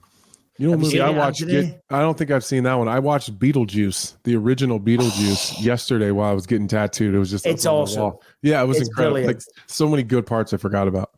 Michael making a new Keaton one. in that is so hilarious. They are making a new one, and it's got Michael Keaton in it again. Oh, and, really? And the girl who plays Winona Olivia. Ryder. Winona Ryder, yeah. And then That's it's awesome. the girl from the Wednesday, is it? Whatever it's called, the Addams Family spin-off. Yeah. So I had Nostradamus' prediction for the year if you want it. Go on. He Go says on. Go on. the dry earth will grow more parched. He predicts in one quatrain there will be great floods. Elsewhere, he warns of very great famine through pestiferous wave. The latter phase potentially referring to tsunamis destroying agriculture and allowing disease and starvation to take hold. Well, that sounds like today. That's what's going on right now. We got floods all over the place. We've got famine. I mean, there's some people going starving. You know what I mean? It's messed up, the world. If you turn the news on and see what's going on worldwide, there's a lot of shit. Nostradamus might just have his finger on the pulse. And let's remember, that's how the dinosaurs were wiped out. I wish I'd have asked Bryce Mitchell about that. Do you believe that dinosaurs were here? The devil put dinosaurs here, dude. That was the devil? That's the argument. That's what they say. Do people not believe that dinosaurs were here? Is that there are people that believe dinosaurs don't exist and that the devil put those bones here to trick us. To make us think that evolution was a real thing. Well, dinosaurs were wiped out by a meteor, right? Hitting the planet, God knows how many millions of years ago. I'll tell you right now, 66 million years ago. 66 million years. Do you believe in dinosaurs? Of course. I've seen them. Like the bones? I've seen the bones. I've seen skeletons. Me too. Okay. Yeah. If you go into the Natural History Museum of London, where it's not there anymore, but when you used to walk in, the first thing you saw, it was amazing. First thing you would see was a gigantic skeleton. I think it was I want to say a T-Rex, but it wasn't a T-Rex. It was like a Brontosaurus or something. It was a big old dinosaur. You were like, oh my God. I think there's only a couple T-Rex skeletons in the United States, right? There's only a couple. And we went to where the hell did we go? Somewhere in Chicago. There was supposed to be one there, so we went there, and they had taken it down and were moving it to build like a new like exhibit. And so it wasn't that. I mean, my kids were really disappointed. There was a lot of other like dinosaur skeletons and artifacts and stuff, but they didn't have the T-Rex there. Yeah, the T-Rex, that was always the favorite of mine. We should get George St. Pierre on if we want to have an in-depth conversation about dinosaurs, because he loves that stuff. But the Natural History Museum, you walk in and you see this massive full-size, skeleton of a huge dinosaur. I forget what it was. But anyway, you think, this is going to be awesome. Yeah. This is going to be great. It goes downhill pretty quick after the dinosaur. Do you know what I mean? I'm sure for some people it's incredible. And what's that one in New York, Brian? It's a huge museum by Central Park. Oh, it's huge. And they got Museum all kinds of Natural History. It's the Museum of Natural History. Yeah. Are you sure, though? Are you sure, Harrington? Yeah. I mean, I think that's the one by the park. Is it? Yeah, it definitely is. Because I tried to go there and I ended up on a Central Park date once. I'm just going to tell you. You tried to do what? That's better than your girlfriend's kicking off. You're talking about. Yeah, dates. she's furious now. She's furious. Who'd you go on a date with, Harrington? Just some girl who I can't even remember her name. She meant so little to me. Scale of 1 to 10 on the hotness. Yeah, how hot was she? This is the one from last week. The one that you were texting about. Yeah. Just a couple. I don't know. Like if Alex is a 10, which obviously she is, this girl was like maybe a 7 or an 8. Who cares? Right. I mean, look at this. Harrington's lost a bit of weight, Anthony. Now he's a player all of a sudden. Now he's just over here, out here living. Yeah, she was a 7. She was a 7. Did it not work out? No. Why not? Because I'm with my wife now. Seven's pretty good. Seven's pretty good. All right. Not anyway. She's gonna hate us, Mike. Do you believe that a meteor is going to hit us and wipe out the Earth, the civilization on the Earth? Probably someday. Yeah, probably someday. Not in our lifetime, but someday probably. How long do you think the human race has got before it goes extinct? I don't think we'll ever go extinct. Oh, I disagree. You think so? Yeah. What's his name? I'm Googling it right now. What's his name? Carlin. Is it Joe Carlin? Harrington, you'll know, the comedian. George Carlin. I saw a great bit the other day on Instagram from him. And he says, what did he say? He says, people going on. The world's going to end. The Earth is going to end. And he goes through, the Earth has been here, I said, something billion years. It has been through tsunamis, earthquakes, ice ages. And he goes through this long list of all these things, and he says it very impassionedly, and it's great how he delivers it. And he says, he goes through all that stuff. He goes, we have the arrogance to think that a few aluminum cans and plastic bags are going to be the end of the fucking planet. He said, no, it's not going to be the end of the planet. It's going to be the end of us. That's fair. Human beings aren't going to make it. The planet's going to be just fine. Some nerd with big old glasses have estimated that we have about 800 million years till the sun gets too big for us to be here. So about that's how long I think we have. Yeah, no, I saw that. Anyway, we'll move on. We'll talk about some stuff we do know about and we can give strong opinions on. But 800 million years. 800 million years. We're not going to be around in 800 million years. No way. I'll bet you right now. I will bet you every penny I have, because no one's fucking collected. We're all going to be dead. Human race will be gone. Whether you're in heaven, hell, or nowhere, it doesn't matter. We're gone. We're done. It's over. I'm stressing out. We only got 800 million years left. Do you ever get like that with deadlines? I get weird when I get a deadline. Like, say you and I were, say you were in Omaha or something, and I was I went to, I know, but just imagine, use your imagination. I'm scared. So yeah, and you and I went to my wife and said, "Hey, me and Mike are gonna go out. We're gonna go out. We're gonna go hit the streets. We're gonna have some beers and have a good time." And if she said something like, "All right, well, we got somewhere to be really early tomorrow, so just like try to get, like when the bars close, just come home." And I'll be like, "Okay." She's like, "Anthony, be home by like 2:30. Like, all right. Well, now that I have a deadline, now it stresses me out because then like at 11, I'm like, oh my God, we get to midnight. I only got 2.5 hours left. Well, like 1 o'clock, I only got an hour left. I'm not going to get drunk enough. I was with you. Why I'm like this. I was with you until she said, be home by 2:30 a.m. I'm like, if in the story she said 11 p.m., do you know what I mean? I'm like, oh God, but 2:30? Yeah. I ain't staying out till 2:30, bro. I don't do that shit these days. Every blue moon, maybe, me but either. generally, I'm in bed. I'm not closing down any bars these days. I'm just saying, it's the deadlines. Like, you got to be here. That's why I'm late everywhere I go, because I just can't respect any times because it'll stress me out. Well, it's a flaw. You know what else is going to stress you out? Huh? Giving me who you think wins out of Magomed Ankalaev and Johnny Walker. You have a unique perspective, having fought both of them kind of recently. Yeah. So I will sit down and we'll hand the baton over to you, and because I do want to know, I am interested in what you think about this fight. So, of course, because I lost, everyone's going to say that I'm bitter and whatever, and that's why I'm giving the analysis I'm giving. But Magomed Ankalaev is a significantly better boxer. He's a much better boxer than Johnny Walker. And to be fair, I don't know that that's even fair for me to say completely, but because of let's just be honest, Johnny Walker has had some durability issues. When he gets into some of these boxing exchanges, his chin comes up.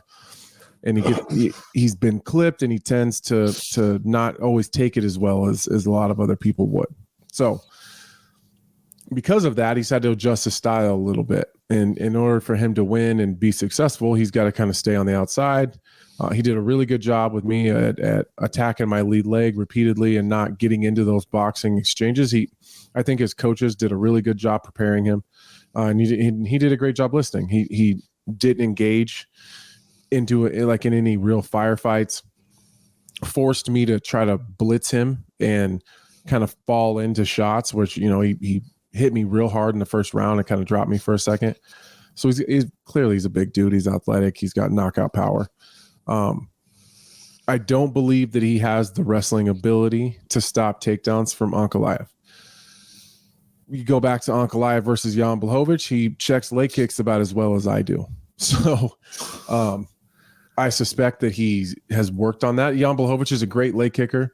So it's not like he got kind of eaten up in the leg kick area by a guy that's not good and not great at that. That's a big part of Blachowicz's game. But if I'm Johnny Walker, I'm going to look at that as as an opportunity to kind of pick back up where he left off with me. I don't know that it's going to be super successful. Magomed Ankalaev's a better wrestler than I am. And I was able to get 2 takedowns on Johnny Walker. They weren't super tough. I could tell that I had a big wrestling advantage there. He's very, very strong, but so is Ankalaev. He's much bigger than they're all bigger than me. So I felt like Johnny Walker is bigger than Ankalaev, but Ankalaev is more effective with his size and strength than Johnny Walker is because of their differences in their styles. So I felt I was in more danger on the feet with Ankalaev. He's interesting. He's a little more diverse. He seems to give you different looks. You kind of know what you're getting into with Johnny, and it's like, and I don't mean this in a disrespectful way. He's just, you know what you're getting into. He's basic. He's going to jump. He's going to want to spin. He's going to throw hard right hands. He's got a big, and he's a good kicker. But Ankalaev he's really tricky with his lead hand. He's a southpaw. He goes jab, hook, and kind of weaves them back and forth really, really well. He's got a real powerful left hand. But I felt, I don't know, maybe I'm not saying it in a way that makes any sense to anybody, but when we were in there and we're in front of each other and we're feeling each other out and we're going back and forth and I'm throwing a jab and we're checking, the distance and the range, I felt like it would have been, I felt safer standing in front of Johnny Walker than I did Ankalaev. No, so that makes perfect sense. It makes perfect sense. I'm leaning Ankalaev. especially if he can get takedowns. It's going to be a short night. And rightly so. I understand why he would say that. Number one, you've been in there with both of them. So as I said, you've got the unique perspective. I mean, when you look at his record, 18-1. 18-1. The one loss coming to Paul Craig in the final second of the fight, of a fight that he was dominating. And then what did he? He threw up a triangle. That's Paul Craig's move, you know. Yeah. Other than that, perfect record against great competition. You know, I mean, I'm looking at the names here, you know, but more recently, Ivan Kutalaba 2 times in a row, Nikita Krylov, Volk and Usman, Thiago Santos, yourself, draw with Jan Blachowicz. This is all top of the food chain. And the one loss, you know, and Johnny Walker has been lost a few times. So he's been beaten a few times. And he's been knocked out a few times. He's been knocked out 4 times. I saw a video this morning, actually, and I think it was a long time ago. It was him getting knocked out 5 times in one round. The referee fight. In one fight. Yeah. I've seen it. He gets clipped early, dropped. Which is unfair to him. Yeah, he gets clipped early, gets dropped, comes back to his feet right away, dropped again. Yeah. You know, the guy, then he's out. The guy's hammer fisting him, wakes him back up, puts him back out, wakes him back up. It was nasty. Yeah. In fact, let's take a look at it because Harrington, good job, buddy. Just put it in the chat there. Not that we relish watching Johnny Walker, but it's just wild how bad the refereeing was. Yeah, it's a terrible referee job. Terrible referee. Brian, just click that one, but here we go. Gets caught there. It's not quite as he's out. He was out there for a second. Yep, and he's out again. He's out there. Yeah. Oh man, poor guy. Yeah, that referee failed him there. But when you look at Johnny, again, I'm speaking in generalities here, but you know, losing, not that it's a habit, because it's not a habit, but when you look at Magomed Anvkeliev and the level of opposition, and only that one time where he got caught, you know, that speaks to the pedigree of the man. He is more refined. The boxing is cleaner. The wrestling is better. And of course, he's coming out to Abu Dhabi, almost home turf, if you will, is what they're saying. Yeah, I'm leaning towards Magomed. In fact, I pick Magomed. I'm not leaning. I think Magomed wins. I think. Yeah. I'm really hard fight. It is a very hard. It just, and it also depends on Johnny Walker. If the style that Johnny Walker fought me, kind of trying to stay on the outside, and then he's going to have a different approach because it's a different opponent, but. The style that he fought against me is going to best suit him across the board in the division because of the power punchers and avoiding the shot. And I think he's evolved and he's done great at figuring out ways to win and take away the ways, you know, the biggest way that he's going to lose, getting these wild scrambles and exchanges, takes a big shot. That's kind of his MO. He didn't do that at all with me, but by fighting that style with a guy like Anvkeliev, you're going to let him in. If the only thing Ankalaev has to worry about is a leg kick, he's going to shoot. He's going to grab that kick. That's not my style. So it worked well for me. I don't think it's going to work as well versus Ankalaev. Plus Ankalaev is a southpaw. Those leg kicks are going to be tougher to get from the same stance. Johnny's not a natural southpaw. So if he switches to even land that kick to stay on the outside, he's not going to defend anything else as well. Yep. Well, I agree. And plus, he's been in there with power punches before. Of course, Johnny Walker's, you know, he's always capable of something wild and unexpected that might just turn the lights off. But he's been in there with Uzdemir, Ivan Kutalabas, granted, didn't last long. But still, I'm on the same page. This show is sponsored by Prizepicks. What is Prizepicks? Well, Prizepicks is the largest independently owned daily fantasy sports platform in North America. And they are the easiest and most exciting way to play DFS. It's just you against the numbers. Instead of battling thousands of other players, including pros and sharks, you pick more or less than on a 2 to 6 player stat projection, and you watch the winnings roll in. Listen, this is as simple as it can be. Look, if we're talking about football, Prizepicks is the most fun that I've had, winning up to 25 times my money this football season. You just select 2 or more players, pick more or less than their projected stats, and place your entry. If we're talking UFC 294, here's another example. It's very, very easy. For example, let's take the main event. Let's take the champ. We're talking about Islam Makhachev. To win, all you got to do is predict, will Islam Makhachev land more or less than 55 strikes? What's your pick? That's it. And if you get it right, over or under, you're a winner, baby. Or let's say you want to talk about the wrestling side of things. Same thing. Islam Makhachev. Will he complete more or less than 3 takedowns? More or less than 3 takedowns. I'm going to tell you right now, here's my pick. He's going to get more. But that's just my opinion.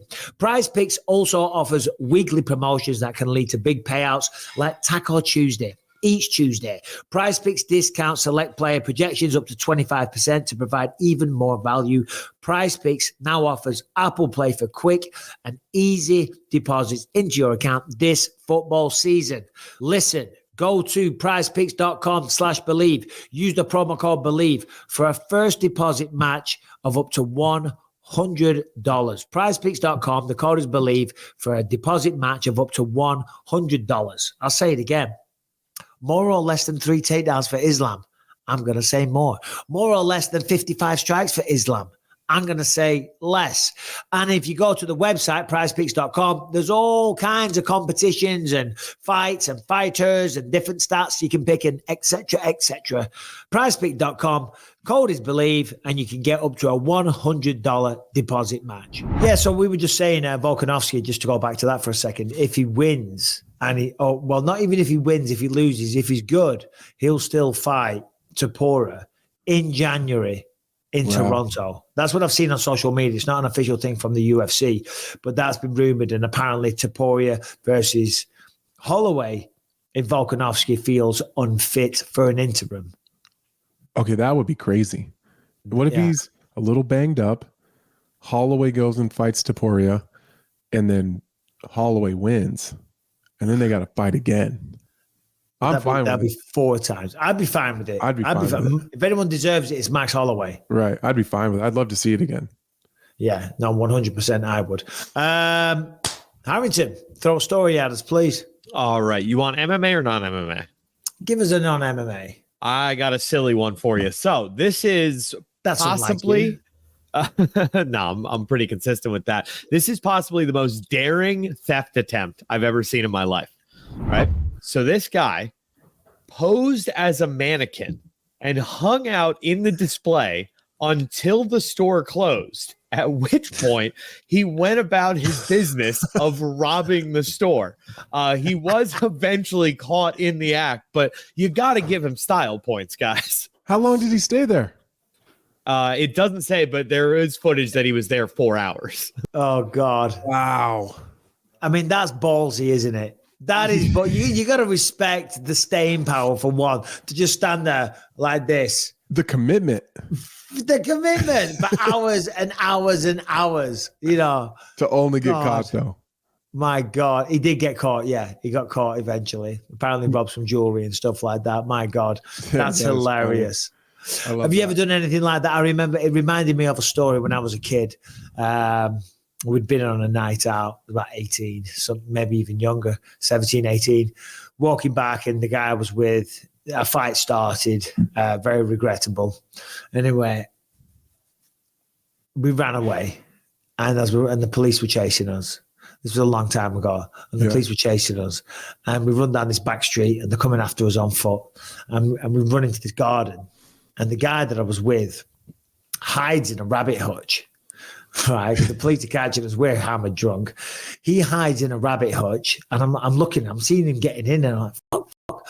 And I can hear them just coming in the garden of the backyard that we were in. And I was climbing over the wall, and I led on top of the wall because it was dark. It's like 1 o'clock in the morning. And I thought, the top of the wall, I'll just lie on it. I was led there dead straight like a mannequin, thinking that would work. And the cops just shone the torch at me and were like, we can see you. We can see you. And I'm like, all right, fair enough. You got me. And then they found the guy that shall remain nameless in the rabbit hutch, of course. And they get him out the rabbit hutch. And then he drops on the floor as like the police are like, talking to us, arresting us. Long time ago, by the way, long time ago, almost 30 years, my God. And he starts having like an epileptic fit and foaming and frothing at the mouth. right. And the police were like, whoa, what? And he falls on the floor and he's like that. And the police were kind of taken aback. And as they stepped back, he jumps up and runs off. Did he get away? He got away. God damn. I mean, they caught up with him later because they knew who he was, but he got away for the short term, shall we say. Right. Oh, dear. You ever gone into a store and pretended to be a mannequin and stole something? No. I've had a couple times where I've hidden. One time I got caught, one time I didn't. So we used to party really hard. It's just small town Nebraska shit. So I was probably about the same age, 17 or 18. And I had already been caught a bunch of times, like underage drinking. We're out at this party way out in the country, like on a farm. And the cops show up, bust the whole party, right? We're at someone's like parents' house that, they weren't home. And so we had it was a massive party. It was, I don't know, 50, 60 people there. And a bunch of people that were outside ran out into the field. Well, then the cops come in the house and everyone was hiding, right? Or they don't come in the house, everyone's hiding. And there's these little, like a storm door, like, like the little diagonal doors on the outside of the house, and you open it and it goes down into the basement. Right. We're all hiding down there.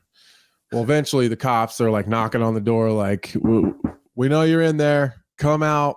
So we all end up coming out and everyone's handing their ID. The cops are like, everyone in a line. There's probably 20 of us in this basement.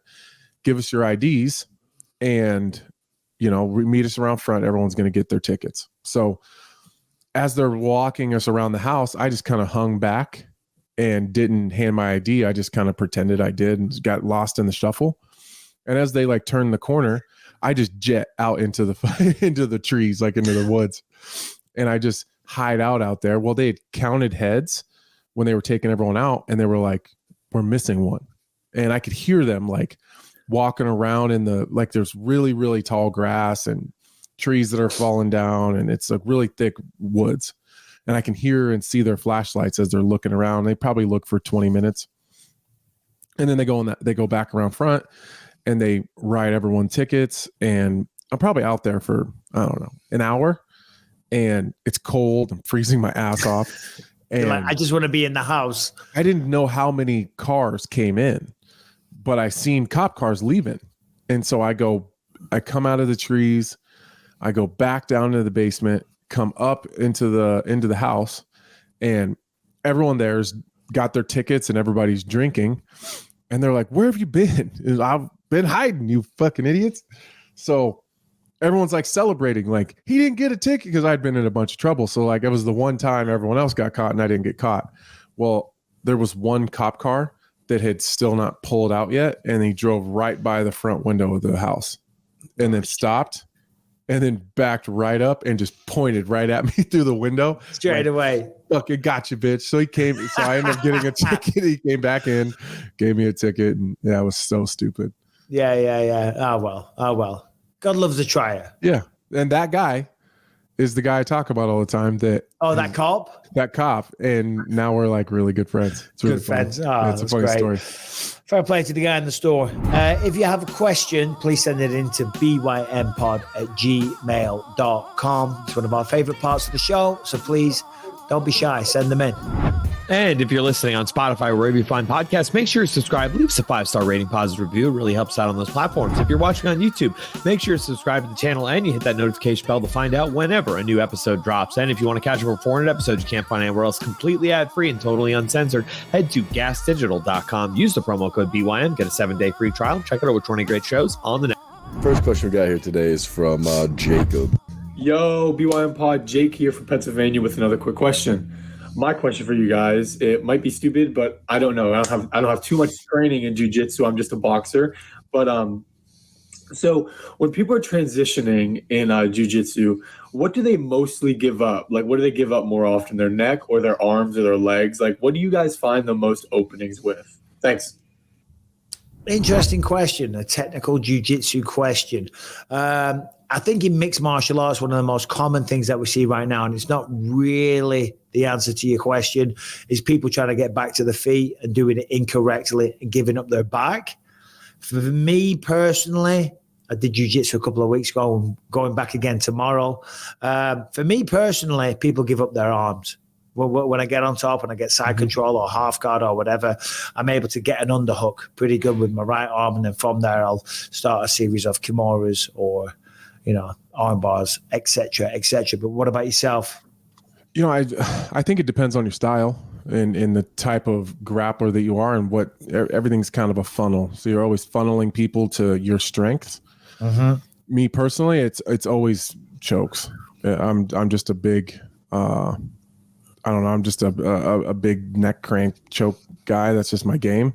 So it's I take a lot of people's backs in transitions, or jump on a lot of front choke series, guillotine, Darce, Anaconda kind of series. So it would be one of those two. Either it depends on where the transition or the scramble happens from. If it's from like a wrestling transition, them trying to get up from like a side control or something like that, it's usually the front choke series.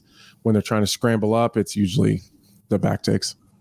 I always struggled with guillotines when I was younger, when I was training. I don't finish them a lot. Yeah, that's what I'm saying. Yeah, I don't finish them a lot. So then, therefore, I always hated, because obviously a lot of the time you're going to go to your back, more than likely, right? 90% of the time, unless you're standing, or you can go to the mount. Yeah, so because of that, because I never finished the guillotine very often, I wouldn't want to go to my back, and that's just kind of stayed with me, even till this day. Even when I'm just having a little roll around, which I should really, because that's how you get better.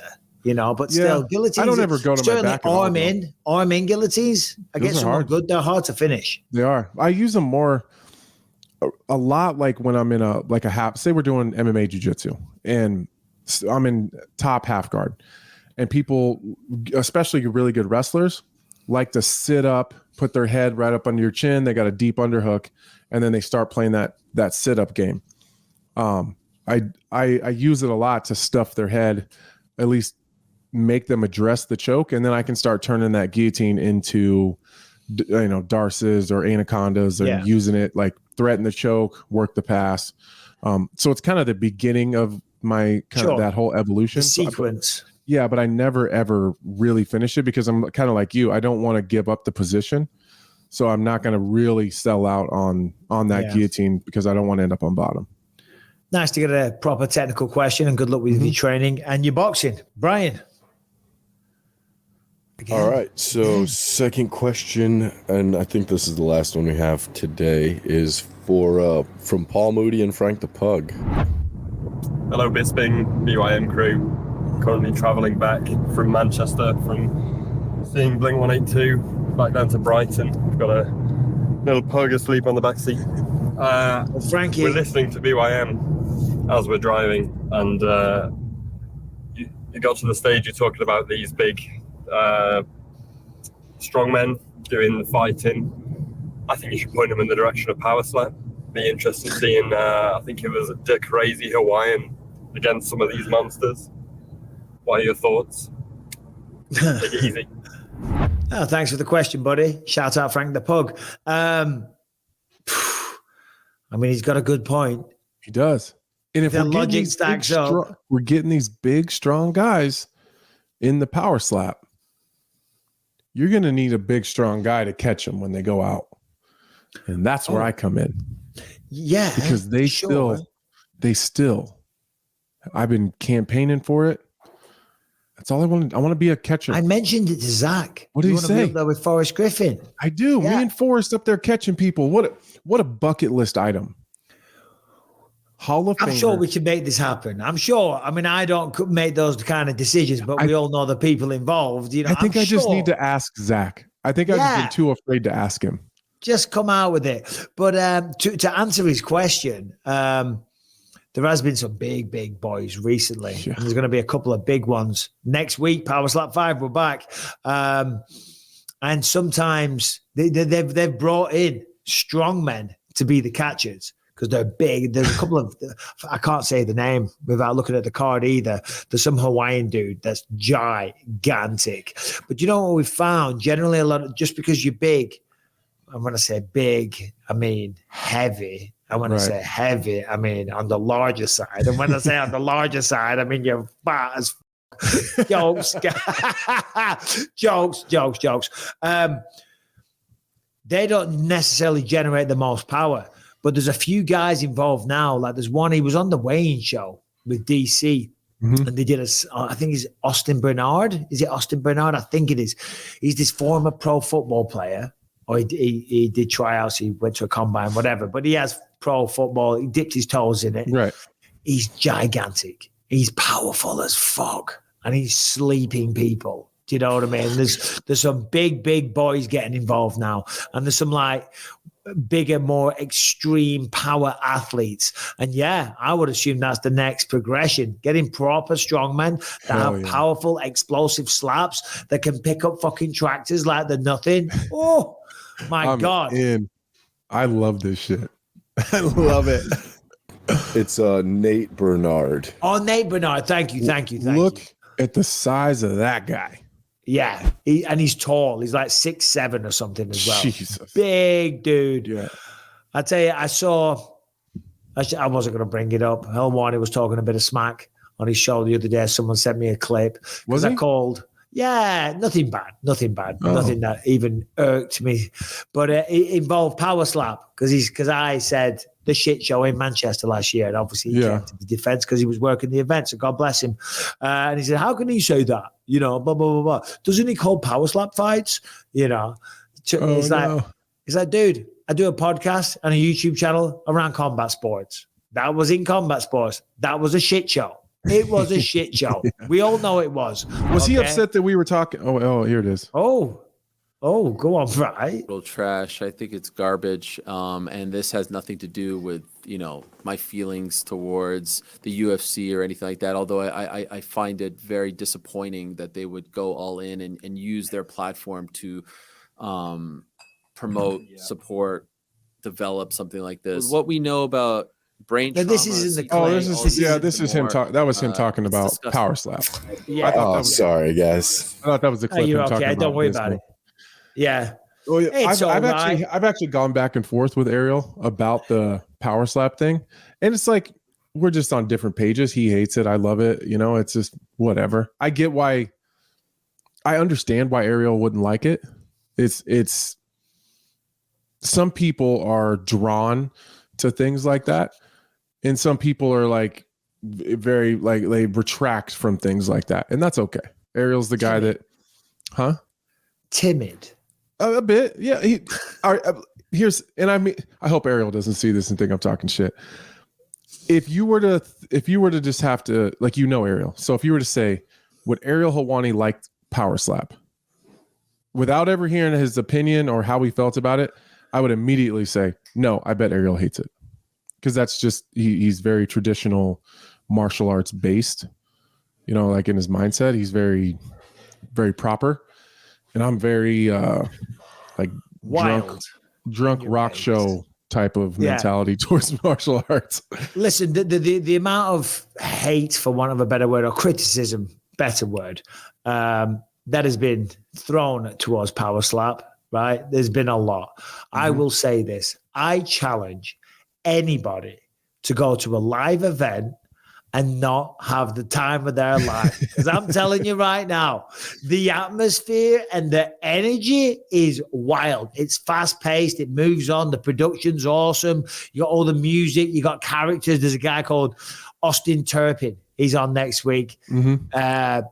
Something Daddy. What's his? Whatever. Austin Turpin. He's hilarious. He is a showman. He comes out. He's wild. He's out of his mind. He puts on a show. You weren't really so sure about it at the beginning either, right? Yeah, I mean, I wasn't like, I had no issue with it. I wasn't like these guys, you know what I mean? But I was like, let's take a look at this. I'm telling you right now, it's a great night. The atmosphere and people are loving it. And there's a shock factor to it.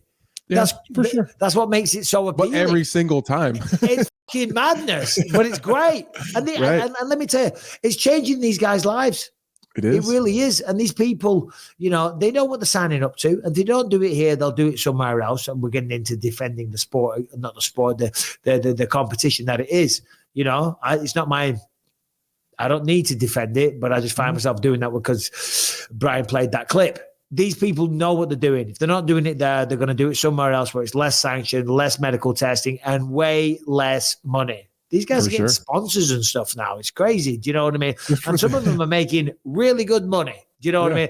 And they got monster logos on their shirt. I ain't never had one of those. and they're having the time of their life. Like one guy, I forget his name, he was like, because I said, why do you do this? You know, when we speak to them beforehand so we can commentate and tell a bit of their backstory, just like with the UFC. We speak to them. And I said, why do you do this? He says, dude, I'm an adrenaline junkie. I live for adrenaline sports. He said, do you know how good it feels to stand there and let someone hit you with the best shot? And then you take it and then you fucking know, okay, now it's my turn. Do you know what I mean? He said, that feeling, he said, it's the best feeling ever. You know, and I'm sure the adrenaline is going through your veins like at insane levels. So, get some powerlifting guys over. Powerlifters to power slap. That's a crossover that we need. Amen. Anyway, that brings us to the end of the show. UFC 294 going down Saturday morning. What are your plans for the fight, Anthony? Saturday is one of the few days in a long time I don't have a lot going on, so I'm just gonna post up and watch some fights. I got a busy rest of the week, but nice. I'm excited to watch the fights. I can't wait. Well, we will be back Monday morning to give a full and thorough review of all the action. Thanks for watching the show, everybody. We appreciate it a lot. Subscribe and ring the bell if you haven't done that. Enjoy your weekends. Enjoy the fights. See you Monday.